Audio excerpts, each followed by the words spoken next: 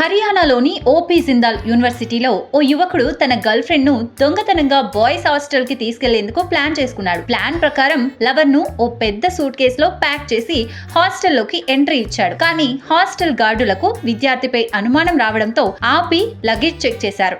అమ్మాయి సూట్ కేసులో దాక్కొని ఉండగా హాస్టల్ గార్డులు ఆ సూట్ కేసును జిప్ ఓపెన్ చేయడంతో అందులో నుంచి అమ్మాయి కనిపించడంతో సెక్యూరిటీ గార్డులు షాక్ అయ్యారు. ఈ తతంగాన్ని అక్కడే ఉన్న మరొక స్టూడెంట్ వీడియో తీశాడు.